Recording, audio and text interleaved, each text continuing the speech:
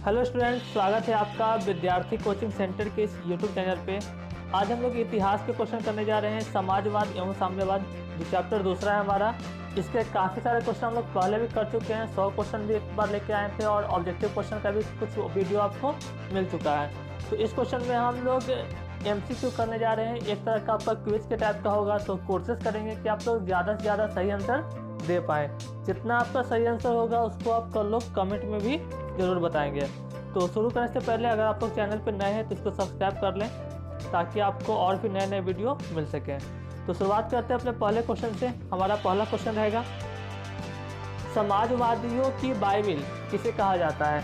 ये क्वेश्चन काफ़ी इंपॉर्टेंट है आपके लिए। आपको याद रखना है कि समाजवादियों की बाइबिल किसे कहा जाता है। यहाँ पे हम लोग ऑप्शन दे रहे हैं। पहला ऑप्शन है वार एंड पीस, दूसरा ऑप्शन है दास कैपिटल, तीसरा ऑप्शन है हमारे पास स्पार्क और चौथा ऑप्शन है हमारे पास कम्युनिस्ट घोषणा पत्र। ये सारे के सारे रचनाएं हैं जो किन्हीं न किन्हीं के द्वारा दी गई थी। ए वार एंड पीस किसकी रचना है, दास कैपिटल किसकी रचना है, स्पार्क कम्युनिस्ट घोषणा पत्र किसके द्वारा लाया गया था। ये सभी की जानकारी आप लोगों को वीडियो में मिल चुकी है। आप लोग पहले का वीडियो जरूर देखेंगे।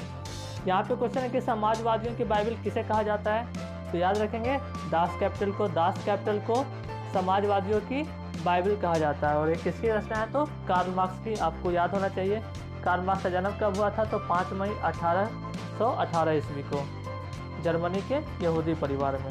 तो सारे के सारे क्वेश्चन आपको लगातार आप याद हो जाने चाहिए और शायद आपको याद हो भी गए होंगे। तो दूसरा क्वेश्चन है हमारा, कार्ल मार्क्स ने किसके साथ मिलकर कम्युनिस्ट घोषणा पत्र प्रकाशित किया। अभी आया दास कैपिटल, कार्ल मार्क्स की रचना, कम्युनिस्ट घोषणा पत्र, इसमें भी कार्ल मार्क्स का ही योगदान था। पर ये किसी के साथ मिले हुए थे तो उनका आपको नाम बताना है। किसके साथ कार्ल मार्क्स मिलकर कम्युनिस्ट घोषणा पत्र का प्रकाशित किया। पहला ऑप्शन हमारे पास जेन, दूसरा ऑप्शन है दोस्तोवस्की, तीसरा ऑप्शन है हमारे पास एंगल्स, चौथा ऑप्शन है हमारे पास टॉल्स्टॉय। तो आपको पता है करना है कि कार्ल मार्क्स ने किसके साथ मिलकर कम्युनिस्ट घोषणा पत्र प्रकाशित किया। तो इसका सही आंसर है एंजल्स। कम्युनिस्ट घोषणा पत्र कार्ल मार्क्स और एंजल्स ने मिलकर प्रकाशित किया। नेक्स्ट क्वेश्चन है हमारा, जार निकोलस द्वितीय की पत्नी जरीना किस देश की राजकुमारी थी। जार निकोलस द्वितीय की पत्नी जरीना किस देश की राजकुमारी थी। ऑप्शन देखते हैं। सबसे पहला ऑप्शन हमारे पास इटली, दूसरा ऑप्शन है फ्रांस, तीसरा ऑप्शन है हमारे पास ऑस्ट्रिया और चौथा ऑप्शन है जर्मनी। तो याद रखेंगे जरीना ऑस्ट्रिया की राजकुमारी थी। इसका सही आंसर हो जाएगा ऑस्ट्रिया। आगे बढ़ते हैं दूसरे क्वेश्चन की ओर। अगला क्वेश्चन है हमारा, फ्रांसीसी समाजवाद के विकास का जन्मदाता कौन है।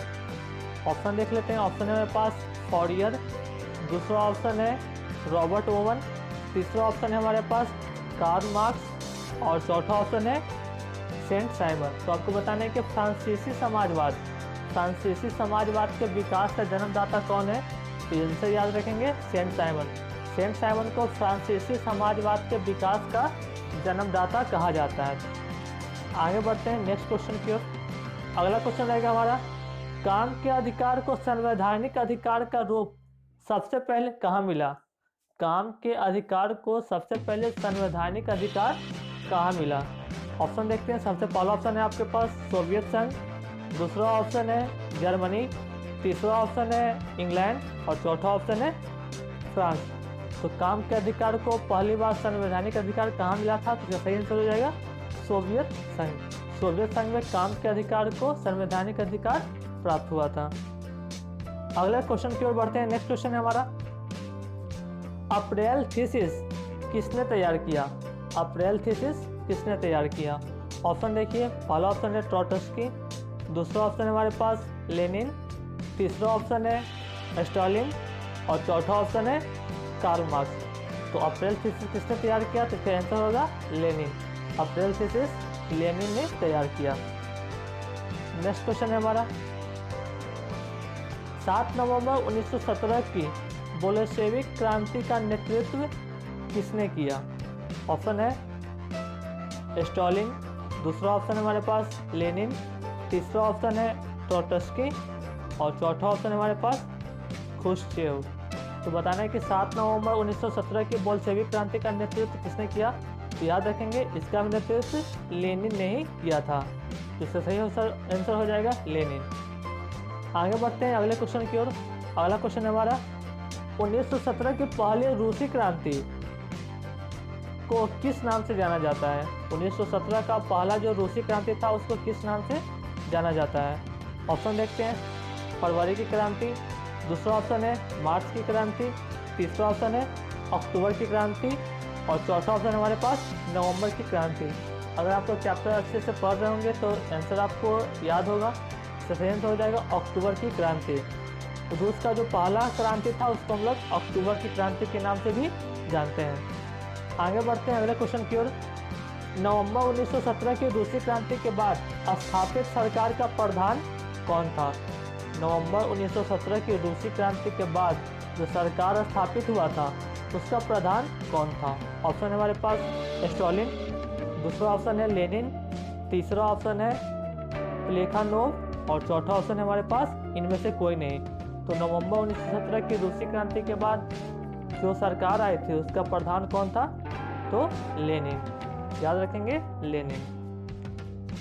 अगला क्वेश्चन है हमारा, समाजवाद शब्द का प्रयोग पहली बार किस वर्ष किया गया था?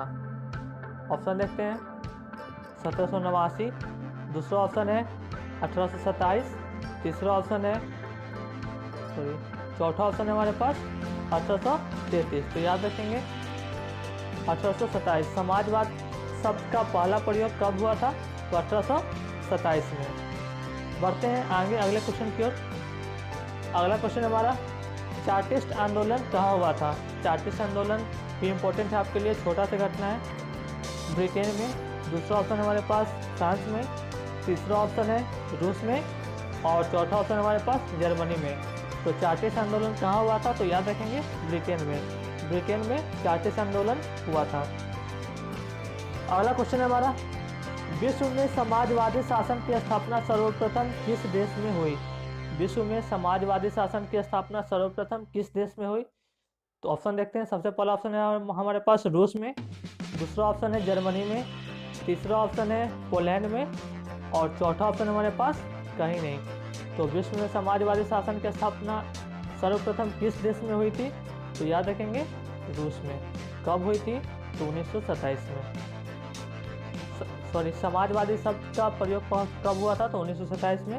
और समाजवादी शासन की स्थापना सर्वप्रथम किस देश में हुई? तो रूस में। अगला क्वेश्चन हमारे पास, बोल्शेविक क्रांति का नेतृत्व किसने किया?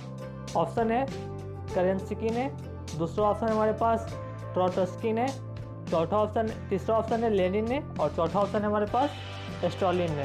तो बताना है कि बोल्शेविक क्रांति का नेतृत्व किसने किया? तो याद रखेंगे लेनिन ने। बोल्शेविक क्रांति का नेतृत्व किसने किया? तो लेनिन ने।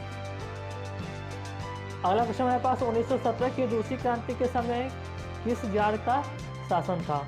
ऑप्शन देखिए। ऑप्शन है हमारे पास पीतल, दूसरा ऑप्शन हमारे पास अलेक्जेंडर प्रथम, दूसरा ऑप्शन है तीसरा ऑप्शन है निकोलस प्रथम और चौथा ऑप्शन हमारे पास निकोलस द्वितीय। तो याद रखेंगे सही आंसर निकोलस द्वितीय। उम्मीद करते हैं क्वेश्चन समझ में आया होगा कि आपको कितना सही आंसर आपको याद था, उसको कमेंट करें। वीडियो देखने के लिए धन्यवाद।